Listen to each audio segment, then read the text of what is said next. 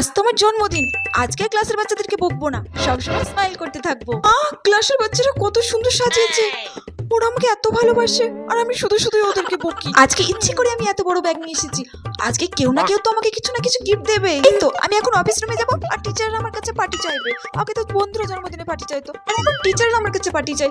সারা জীবন কি birthday party দিতে থাকবো নাকি? ম্যাম আমরা কেক কিনেছি, কেক কাটি চলো। এরা আবার চকলেট কেক নিয়ে চলে এসেছে। উফ, শিক্ষক দিবসের দিনই তো আমি বললাম যে আমি চকলেট কেক খাই না, ওরা আবার চকলেট কেকই নিয়ে এসেছে। বুঝতে পারছি না ওরা আমার জন্য এনেছে না নিজেদের খাওয়ার জন্য এনেছে। Ma'am happy birthday. ও তোমাকে ফেভারিট টিচার বলতো, আর ও শুধুমাত্র আমার জন্য একটা পেন এনেছে। ও তোমাকে একদমই পছন্দ করতো না। ও বাবা, ও এত সুন্দর একটা ইয়ারিং এনেছে। আগের বার তো আমি ওকে অঙ্কতে ফেল করে দিয়েছিলাম, তাও এত বড় গিফট দিয়েছে। ফুল কেন দেয় আমি বুঝতে পারি না, ফুলটা তো কালকে খারাপ হয়ে যাবে, একটা চকলেট আনতে পারতো। এই বাবা, ক্লাসে বাচ্চাগুলো এত লাফালাফি করছে কেন?